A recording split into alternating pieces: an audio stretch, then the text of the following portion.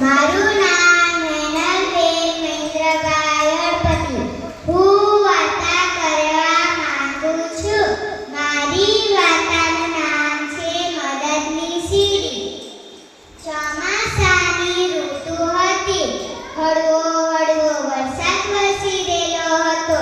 કીડી અને કીડીનું બચ્ચું પુલ પરથી પસાર થઈ રહેલા હતા. સામેથી એક મોટો મહાકાળ જેવો હાથી આવી રહેલો હતો. કીડીનું બચ્ચું ડરી ગયું અને કહેવા લાગ્યું, મમ્મી મમ્મી, પેલા હાથી દાદા તો જુઓ, કેટલા મોટા છે. એમનો પગ આપણા પર પડી જશે તો આપણું તો રામ નથી જશે. કીડી કહે, બેટા ના રે ના, હાથી દાદા એવા નથી, એ તો ખૂબ દયાળા છે. એ કઈ એવું ન કરે. થોડી વારમાં હાથીભાઈ તો નજીક આવી ગયા. કીડી તો કહેવા લાગી, હાથીભાઈ, ઓ હાથીભાઈ. હાથીભાઈ કહે, શું થયું કીડીબેન? કીડી કહે, હાથીભાઈ, અમને કૂચવી ન નાખતા.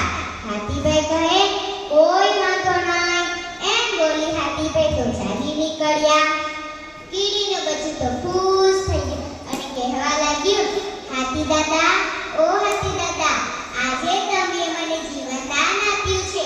અમારી મદદ પડે તો ચોક્કસ કહેજો, અમે મદદ કરીશ. હાથીભાઈ તો મનમાં વિચારવા લાગ્યા, આટલી નાની કીડી મારું શું મદદ કરશે? વિચારતા વિચારતા હાથીભાઈ તો ચાલી નીકળ્યા. રસ્તામાં બેઠેલા કાચિંડા સાથે હાથીભાઈનો ઝઘડો થયો. કાચિંડાએ કૂદકો માર્યો, પૂંછડી પકડી પીઠ પર ચડ્યો, સીધા કાનમાં ગયો અને હાથીભાઈના કાનમાં ફટકા ભરવા લાગ્યો. આ બાજુ કીડી અને કીડીનું બચ્ચું ઘરે પહોંચ્યા. કીડીનું બચ્ચું કહે, મમ્મી મમ્મી, મને ટીવી ચાલુ કરી આપી દો, મને ટીવી જોવી છે. કીડી બેને તો ટીવી ચાલુ કરી આપી દીધી. ટીવીમાં સમાચાર આવતા હતા કે હાથીભાઈ રસ્તા ઉપર બેભાન પડેલા છે. કીડીનું બચ્ચું ચોકીત થઈ ગયું અને કહેવા લાગ્યું, મમ્મી મમ્મી, આ તો પેલા હાથી દાદા છે જેમને આપણે રસ્તામાં મદદ કરી હતી. કીડી તો કહે, બેટા, હવે મારે હાથીભાઈની મદદ કરવા જવું જ પડશે. કીડી અને કીડીનું બચ્ચું ઘટના સ્થળે પહોંચી ગયા. કીડી તો એમ જોવા લાગી, હાથીભાઈને ક્યાં ઈજા થઈ. આમ જોયું તો હાથીભાઈના કાનમાં ઈજા થયેલી હતી. કીડી તો વિચારવા લાગી, હાથીભાઈના કાનમાં તો કાચિંડો ભરાઈ ગયો છે. કાચિંડાની બહાર કાઢી દે તો હાથીભાઈ તો જાગી જશે. આમ કરી કીડીબેને તો બધી કીડીઓને ફોન કર્યો. બધી કીડીઓ ઘટના સ્થળે પહોંચી ગયા અને કહેવા લાગ્યા, કીડીબેન, અમારે શું કરવાનું? કીડીબેન કહે, સૈનિકો, આજે આપણે સેવા કાર્ય કરવાનું છે.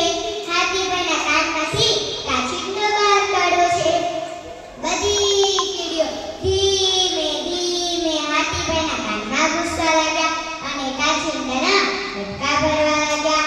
ઝઘડો થયો તેથી કાચિંડો પણ બેભાન પડી ગયો. બધી કીડીઓને કાચિંડાને બહાર કાઢવા લાગી. એક કીડી ઊંચા અવાજમાં બોલવા લાગી, 1 2 3 4, કાચિંડાને કાઢો બહાર. 1 2 3 4, કાચિંડાને કાઢો બહાર. કાચિંડો બહાર નીકળી ગયો અને હાથીભાઈ જાગી ગયા. હાથીભાઈ બધી